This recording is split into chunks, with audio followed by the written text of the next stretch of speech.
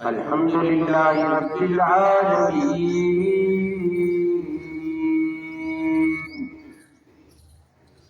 والصلاة والسلام على سيد الأنبياء والمرسلين.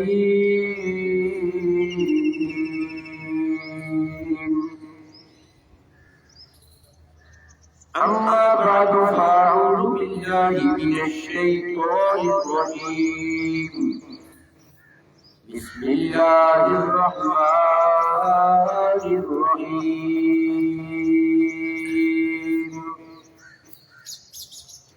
إن الله وملائكته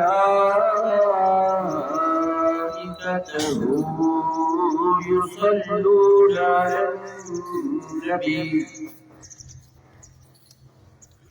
يا أيها الذين آمنوا صلوا عليه وسلموا تسليما.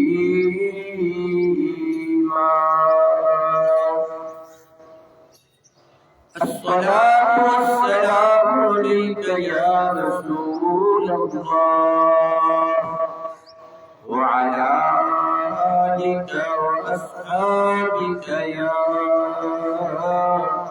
حبيب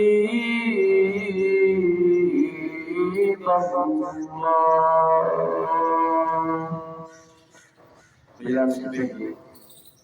ہم میں سے ہر ایک کو اپنی یہ سوچ بنا لینی چاہیے کہ میری زندگی کا مقصد علم، خدمت، نماز، ادب اور عشق مصطفیٰ کا حضور،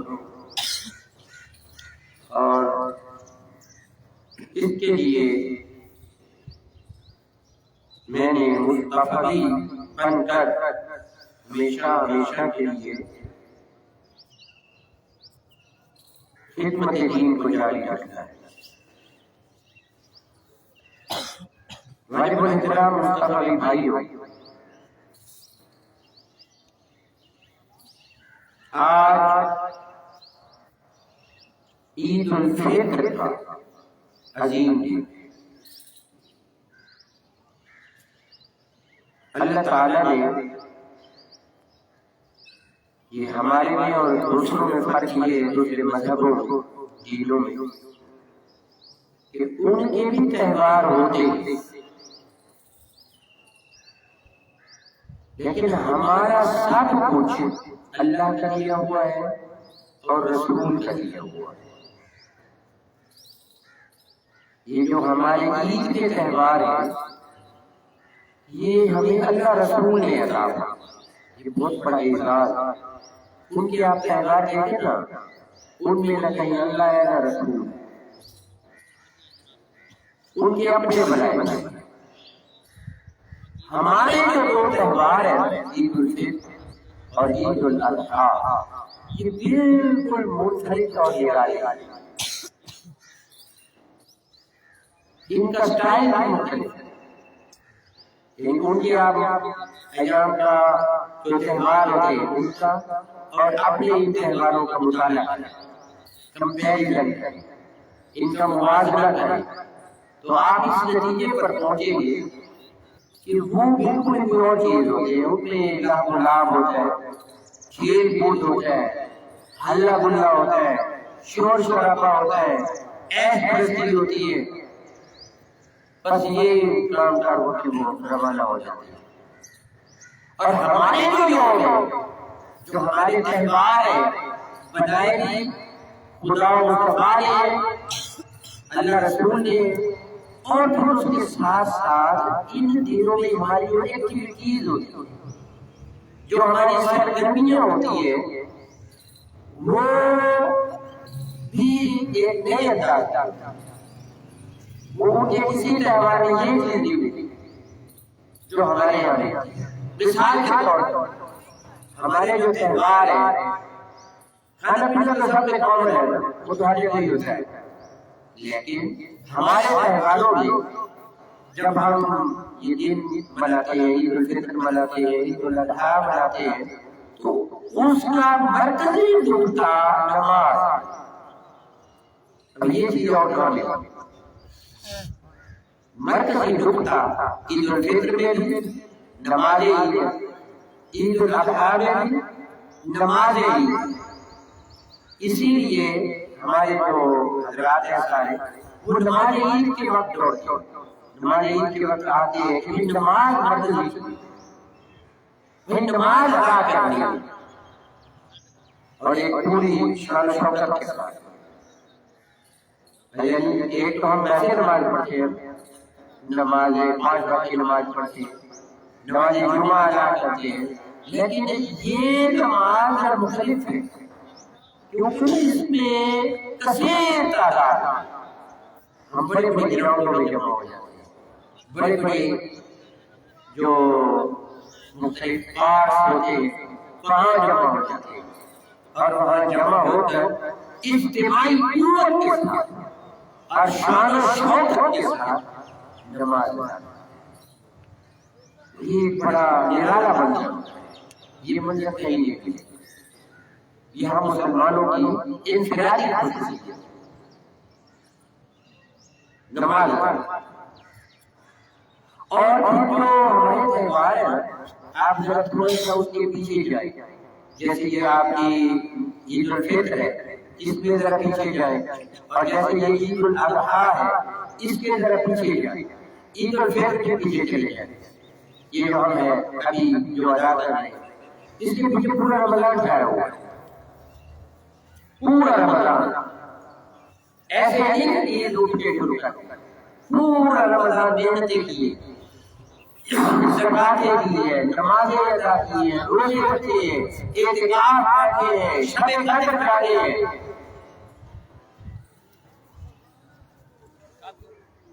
تراویح پڑھی ہے، تلاوت قرآن کی ہے، کتنی مشقت اٹھائی ہے. اتنی مشقت کے بعد پھر کہا کہ اب آؤ خوشی خوشی، اب آؤ عید کرو. اور عید کا سٹائل بھی اللہ رسول نے کہا ہم نے اپنی مرضی کا نہ بناؤ، کیا کرنا ہے اسی لیے کہتے ہیں عید کی سنت ہے. کیا مطلب عید کی سنت ہے؟ بھائی جو طریقہ ہم تمہیں دے رہے ہیں ویسے کرو، ٹھیک ہے؟ جس طرح ایک راستے سے آؤ دوسرے راستے سے جاؤ، طریقہ شریعت نے دیا خود پیچھے سے چلا آ رہا. اسی طرح ہمیں یہ نظام دیا کہ اچھی طرح دانت صاف کرو، مسواک کرو، نہاؤ، خوشبو لگاؤ، اچھے کپڑے پہنو. یہ آج ہم نہیں ہم نے بنا کے ہمیں بتایا گیا کہ یہ کرنا، بتایا گیا کہ یہ کام کرنا ہے.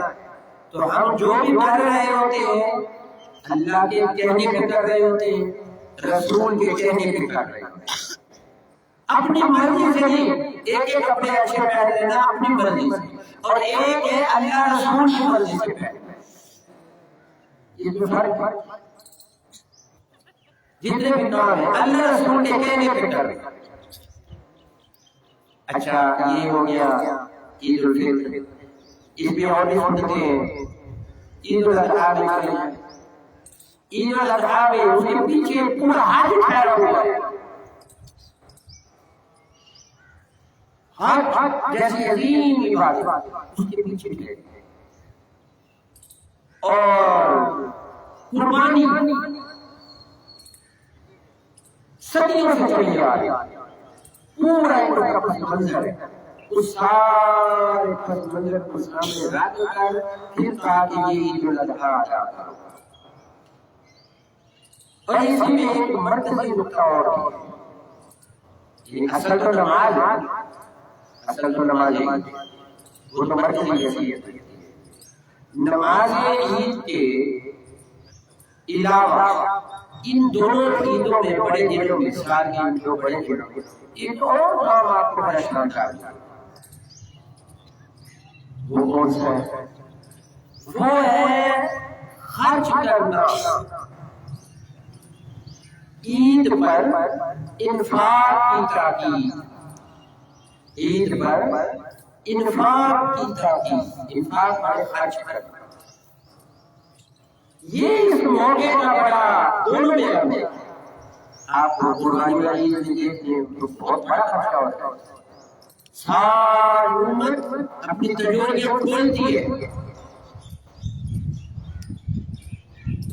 اپنے بینک بیلنس ہلکے کرتی ہے، جیب میں ہاتھ ڈالتی ہے، ٹھیک ہے نا۔ باقی ان کے جو دوسرے لوگوں کے دوسرے تہوار ہوتے ہیں وہ تو آگے ایسے کہ شراب لے لیے اور دوسری چیزیں الٹے سیدھے کاموں میں پھینکتے یہ تہوار ہو گیا۔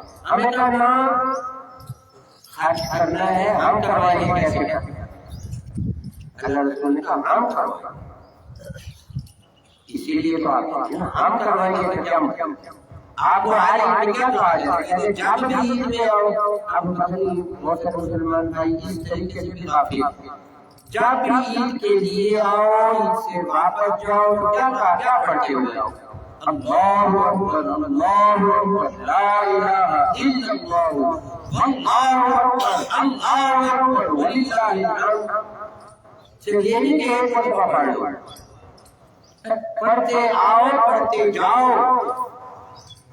ایک گونج ڈال دو، اللہ بڑا ہے اللہ بڑا ہے اللہ بڑا ہے، اس کے سوا کوئی معبود نہیں ہے، وہی بڑا ہے، ساری تعریفیں اس کی ہے۔ یعنی جب ہم جمع ہوتے ہیں تو رب کی بڑائی اور کبریائی کا ڈنکا بجاتے ہیں جمع ہو۔ یہ ہمارا ہے کہ رب کی کبریائی بڑائی کا ڈنکا بجاؤ۔ یہ جو ہم لوگ جمع ہوں گے، سارے نماز ادا کریں گے، گراؤں پھول ہوں گے، کیا مطلب ہوگا؟ اللہ بڑا گراؤں کرنا ہے، اس کی بڑائی کا ڈنکا بجانا ہے۔ اور بجا کون رہے ہیں؟ کوئی عام لوگ نہیں بجا رہے ہیں ڈنکا، پورے رمضان کے روزے رکھنے والے بجا رہے ہیں، جنہوں نے 30 دن روزے رکھے ہیں وہ ڈنکا بجا رہے ہیں، جنہوں نے عمرے کیے ہیں، جنہوں نے قرآن پورا مہینہ پڑھا ہے، جنہوں نے سحریاں جاتے ہیں،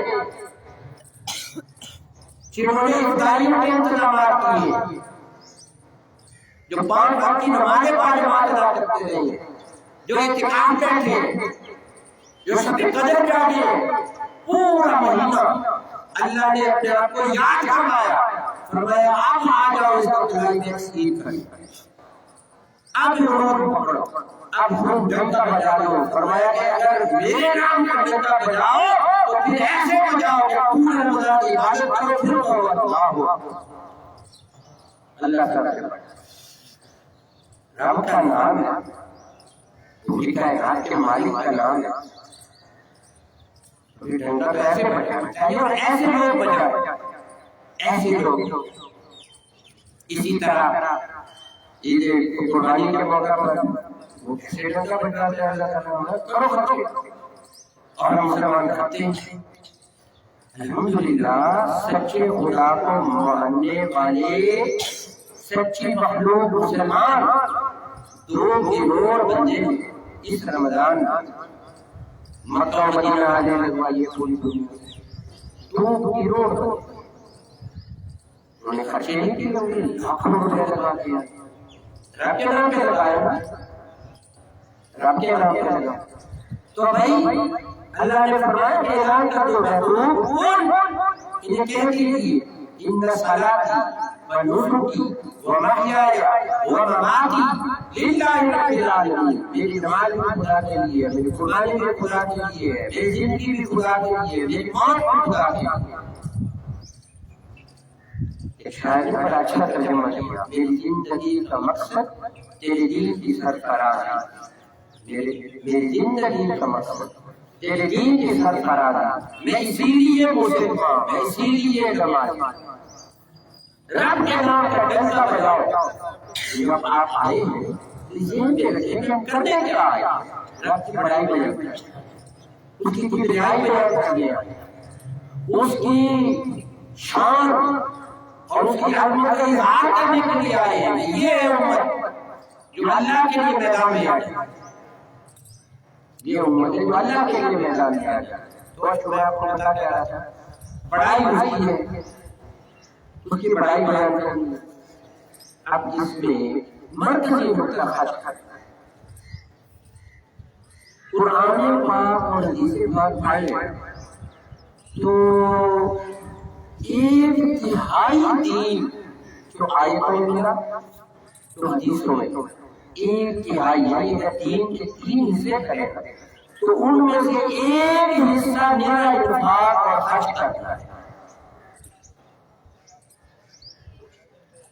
ایک تہائی دین خرچ کر دیتا ہے، اللہ کو اور اس کے رسول کو خرچ کرنا بھی انتخاب کہ رائے خدا میں لٹاؤ، خرچ کرو، اور دوسری طرف خرچ نہ کرنا اللہ کے راستے اور پیسے جوڑ جوڑ کے رکھنا، جمع کرنا، بڑے بڑے بیلنس بنانا، آئے روز روز بڑھانا، ایک گھنٹے کے بعد 2 اور لگانا اور 2 کے بعد 4 اور لگانا اور 4 کے بعد 8 اور لگانا، یہ رب کا اور اس کے رسول کا دیا ہوا پسندیدہ طریقہ نہیں ہے کہ بندہ پیسے جمع ہی کرتا ہے۔ آپ نے وہ آیت نہیں پڑھی وَيْلٌ لِّكُلِّ ہُمَزَةٍ لُمَزَةٍ، فرمایا جو بد اخلاق شخص، وہ بد زبان شخص برباد ہو جائے،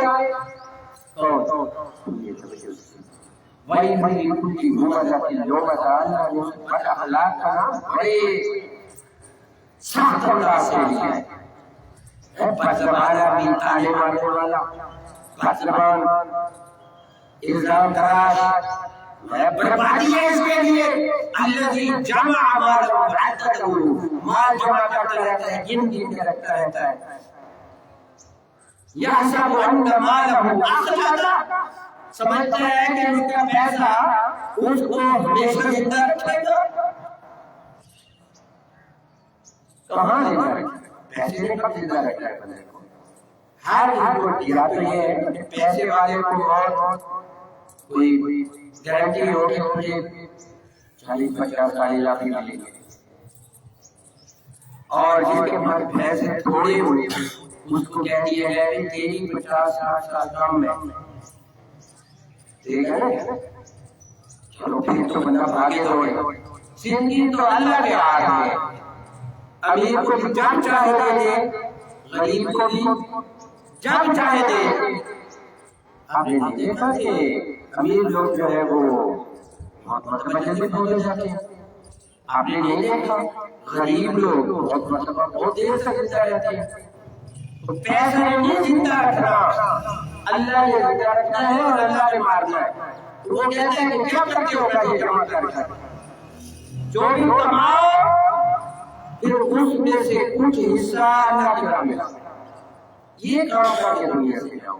قرآن پاک کی آیت ہے جو بندے اس دنیا میں رائے خدا میں خرچ نہیں کرتے یا انہیں خرچ کرتے ہوئے شدید تکلیف ہوتی ہے، یہ بھی ایک نفسیات ہے، نفسیات ہے، ایسے اور اکٹھے کرنی ہے اور جمع کرنی ہے، دکھانا ہے کہ میرے پاس اتنا پیسہ ہے، تو فلانا اور تو بالکل ہی غریب آدمی ہے، اور فلانا تو بالکل ہی غریب آدمی ہے، میرے مجھے دیکھ، اب تو بھائی بھائی کو کہنا پھر رہا ہے، تو میرا بھائی غریب آدمی اس کا ملنے نہیں جاتا، اپنے بھائی کو ملنے نہیں جاتا، میرے پاس پیسے رہتا ہے وہ تو غریب ہے، اس کا گھر چھوٹا ہے، میں پیسے والا ہوں، میں اسے مل کے کیا کروں؟ ایسے ہے کہ بھائی بھائی بھائی نہیں سمجھتا اس پیسے کی وجہ سے، اور ایسے بھی لوگ پیسے کی وجہ سے خدا کو خدا نہیں سمجھتے، خدا کو خدا نہیں سمجھتے پیسے کی وجہ سے، جو پیسے کی وجہ سے بڑی مکروہ قسم کی نفسیات پیدا ہوتی ہے، ان پیسوں کے لالچ میں اور پیسے جمع کرنے میں نہایت مکروہ قسم کی نفسیات پیدا ہوتی ہے، بڑی بدترین قسم کی نفسیات پیدا ہوتی ہے۔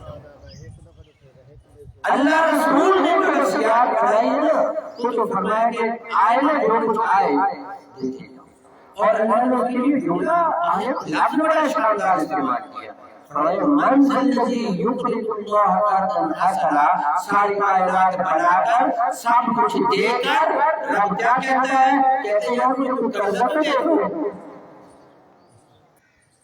اللہ کو قرضوں کی ضرورت ہے، اللہ کو قرضوں کی ضرورت ہے، بولیے ہے اللہ کو کیا کرنے کی ضرورت ہے؟ اس کو تو کرنے کے کاف کے نقطے کی توڑنے کی ضرورت نہیں ہے، لیکن وہ کہتے ہیں مجھے قرضہ دو، کیا مطلب کچھ حج کرو؟ تو یہ کہتے ہیں قرآن کا 1/3 اسی چیز پہ خرچ کرو۔ حضور یہ وقت جایا پہلے دے دیا قرض، فرمایا مجھے قرض دو، قرض دو، اللہ کے راستے میں لٹاؤ، جیب خالی کرو۔ اس لیے بہت بڑی مثال حضور نے ہمیں قائم کی ہے۔ کیا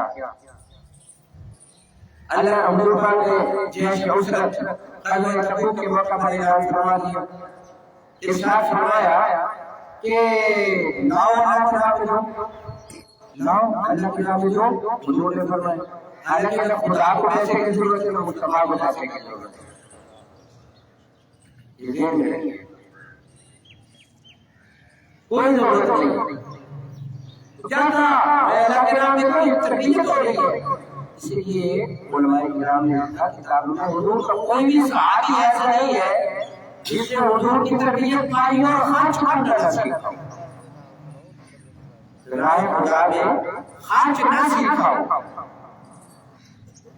ایسا کوئی ایک صحابی نہیں، جتنا آتا تھا لٹا دیا، جو آتا تھا لٹا دیا۔ حضرت عثمان غنی سیدنا ابوبکر صدیق کو سارا اٹھا کے لیا، فرمایا اللہ کو مجھے اس لیے نمبر بھی پہلا ہے، اس لیے نمبر بھی پہلا ہے، کچھ نہیں چھوڑا کرتے، سب کچھ دے دیا، عمر فاروق آسا اٹھا کے لئے۔ اب یہ دیکھیں ایک زکاة اب 2.5% کے مسئلے میں اب 2.5% کے لوگ ہیں، اللہ ایسا کرتا ہے، اس طرح کی بات کرتے ہیں، زکاة کا لوگ کہتے ہیں اللہ ٹیکس لیتا ہے، جس نے سب کچھ دیا ہے وہ تو گئے، وہ تو جان بھی اس کو دے دو، آنکھیں اس کو دے دو، سب کچھ اس کو دے دو، ہے ہی نہیں کا، اس کو کہتے ہو زکاة کرو، اتنی سی زکاة 2.5%، اور ایک جو میں بتا رہا ہوں 250 روپے 2.5 روپے دینے کے لیے 2.5 لاکھ مرتبہ سوچتے ہیں، 2.5 روپے دیتے ہوئے 2.5 لاکھ مرتبہ سوچتے ہیں،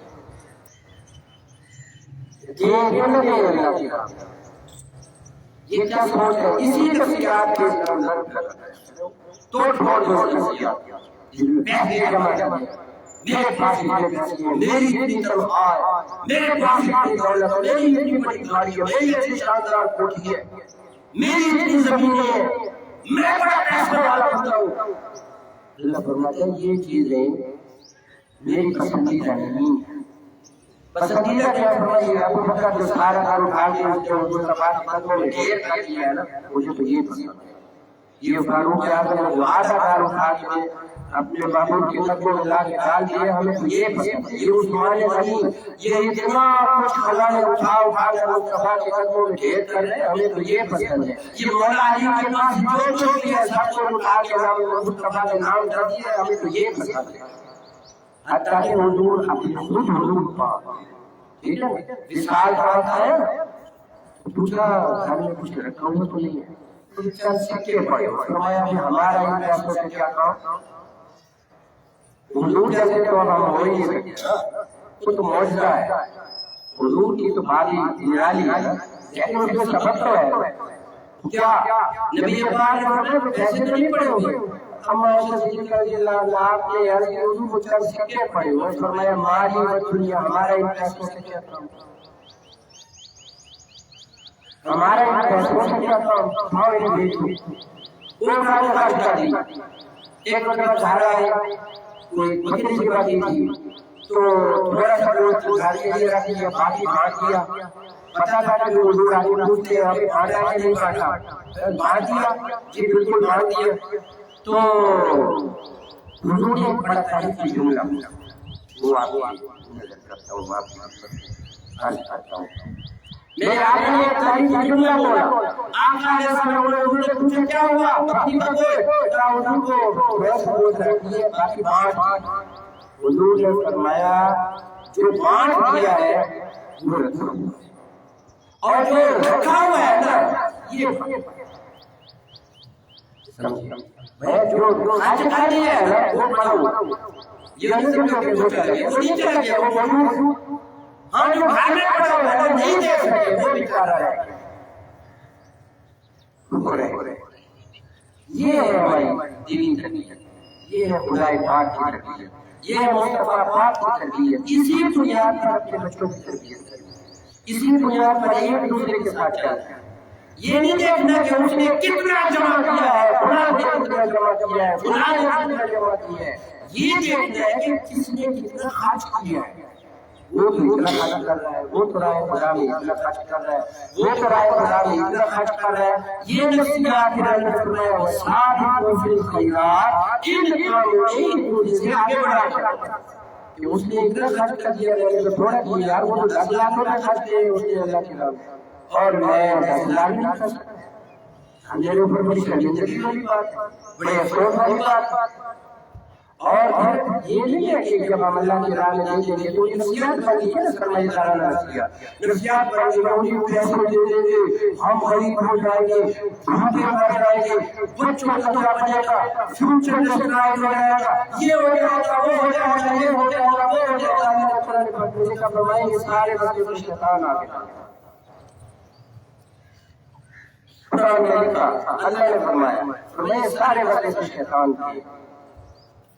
اللہ فرماتا ہے تم خرچ کرو چاہے تنگی کی حالت ہو اور چاہے سکھ کی حالت، فراخیت میں بھی خرچ کرو، تنگی کی حالت میں بھی خرچ کرو اور خوب کرو۔ اس لیے اب یہ جو فطرانہ ہے ٹھیک ہے نا، یہ جو ہم بالکل نچلی سطح پہ آ جاتے ہیں، اوپر والے سطح پہ شاید نہیں بڑھتا، اور نفسیاتیہ کی بن چکے وہ 300 جو فطرانے کا چھوٹے سے چھوٹا کم از کم درجہ بنا ہوا ہے وہ 300 بمشکل جیب سے نکالا، اور اس کے اوپر بھی 100 مسئلے بنا بنو کے تو پھر دیے، یہ ایسا نہ ہو جائے کہ یہ ایسا نہ ہو جائے، ٹھیک ہے وہ 300 روپے دیتے ہوئے واہ ہے مسلمان۔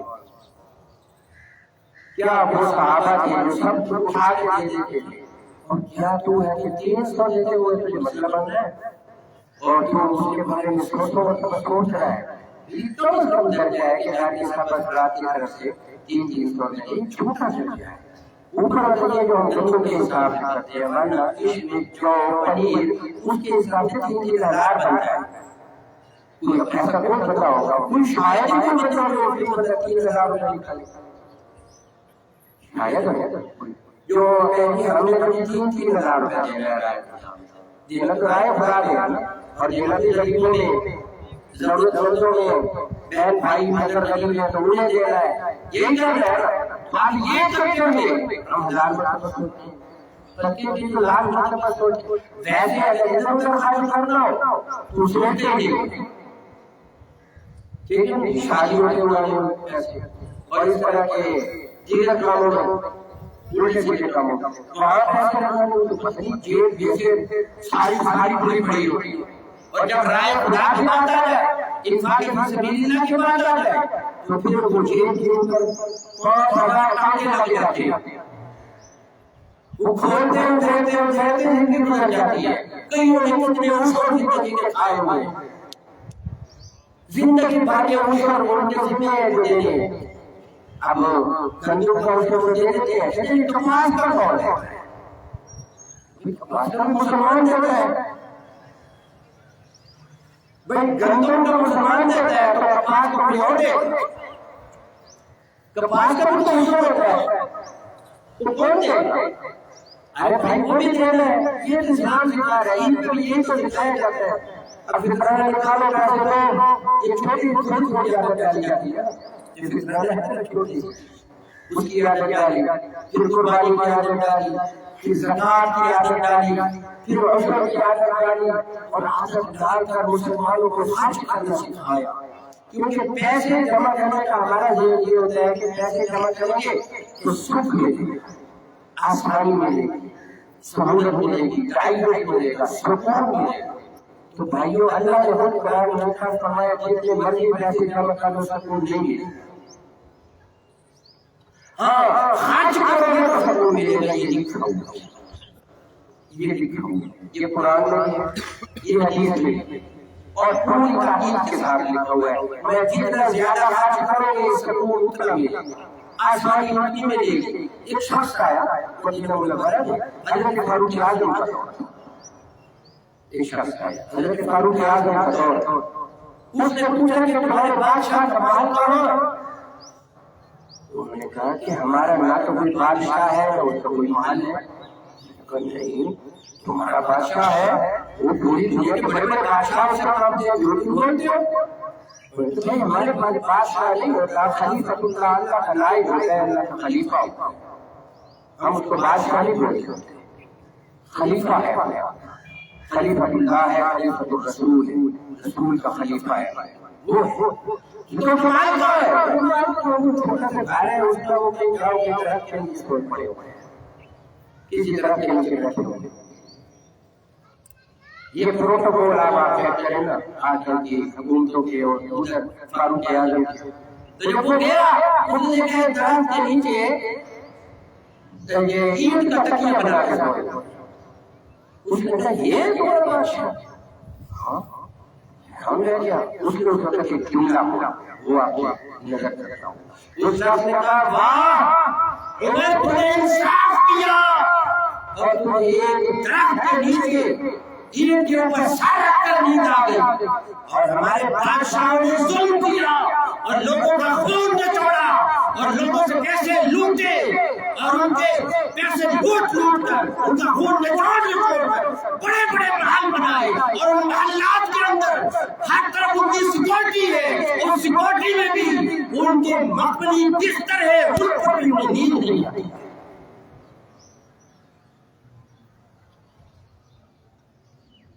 یہ ہے اسلام۔ جب آپ رائے سارا کچھ خرچ کر دیں گے آپ کو بعد میں مزے سے چھوڑیں، اور جب آپ لوگوں کے خون نچوڑیں گے، لوگوں کے اوپر مالی پریشر ڈالیں گے، ان کے اوپر دباؤ ڈالیں گے، ان کی جیبیں کاٹیں گے، جب آپ ان کی جیبیں کاٹیں گے تو جیب کاٹنے کے تو کئی طریقے ہیں، صرف وہی تو جیب کھوٹرا نہیں ہے جو راستے میں جیب کاٹ لیتا ہے، اس کو آپ جیب کھوٹرا کیوں نہیں کہتے ہیں؟ جو آپ کا سارا ایمان لوٹ کے لے جاتا ہے اور اس کا نام رکھتے ہیں یہ قانون ہے۔ بولتا کیا ہے؟ قانون ہے۔ جب قانون آپ کی جیب کاٹ کے لے جائے تو بڑی آسانی سے پکڑا لیتے ہو، تو قانون جب آپ کی جیب کاٹے اس سے پہلے بہتر ہے کہ اپنی جیب سے نکال کر دائیں چھڑا لیں۔ پھر قانون کا خطرہ کے لیے کچھ ہو نہیں، وہ تو کافی کاٹے کاٹے کے بعد بہت سارا ہوگا، اور آپ لوگوں نے وہ میرے پاس تھوڑا سا وہ بھی راستے راستے میں دیکھو، آپ یہ روکیں کیا کیوں؟ آپ کی آئے سنیں پھر ایک بڑی نماز فرمایا وَمَنْ يَتَّقِ اللَّهَ يَجْعَلْ لَهُ مَخْرَجًا وَيَرْزُقْهُ مِنْ حَيْثُ لَا يَحْتَسِبُ وَمَنْ يَتَوَكَّلْ عَلَى اللَّهِ فَهُوَ حَسْبُهُ إِنَّ اللَّهَ بَالِغُ أَمْرِهِ قَدْ جَعَلَ اللَّهُ لِكُلِّ شَيْءٍ قَدْرًا۔ لیکن اپنے گھر کے بڑی دیوار میں لگا کیا فرمایا وَمَنْ يَتَّقِ اللَّهَ، جس نے اپنے اللہ تعالیٰ سے ڈرے پھر راستوں سے خدا خود بناتا ہے، وَيَرْزُقْهُ مِنْ حَيْثُ لَا يَحْتَسِبُ، جہاں سے اس کو گمان تک نہیں ہوتا وہاں سے رزق عطا فرماتا ہے۔ وَمَنْ يَتَوَكَّلْ عَلَى اللَّهِ، اور جو اللہ پہ توکل کرتا ہے لگا دیتا ہے اللہ کے نام پہ، فَهُوَ حَسْبُهُ، اللہ کافی ہے اس کے لیے اللہ کافی ہے، نو پرابلم۔ إِنَّ اللَّهَ بَالِغُ أَمْرِهِ، اللہ اپنا آرڈر جاری کر کے رہتا ہے۔ قَدْ جَعَلَ اللَّهُ لِكُلِّ شَيْءٍ قَدْرًا، سب کچھ اللہ کے ہاتھ میں ہے، وہ جو چاہے کرتا ہے، گھٹاتا بھی وہ ہے بڑھاتا بھی وہ ہے۔ اس لیے اس سے قبل کہ قانون آئے اور آپ کی جیب کاٹ لے، ٹھیک ہے، ایسا قانون جو آپ کی جیبیں کاٹتا ہو تو آپ اس کو نہ کاٹیں، اس کا طریقہ کیا ہے؟ اس کو نکال کر اللہ کے بینک میں جمع کرنا۔ جب آپ کے پاس اللہ کے بینک میں جمع ہو جائیں گے اور ان کے بینک میں ہو گئے نہیں تو کیا کاٹیں گے؟ آپ کو اللہ کے پیغمبر نے بند کرا دیا، اللہ کے پیغمبر نے آپ کو بہت بڑا پرابلم، اور یہ چھوٹی چھوٹی بات ہے، اس میں قطعاً کسی شک کی کوئی گنجائش نہیں ہے۔ اللہ تعالیٰ ہم سب کی آج کا یہ پیغام ہے، اس کو سمجھنے اور اس کو یاد رکھنے کی توفیق عطا فرمائے۔ وآخر دعوانا الحمد للہ رب العالمین۔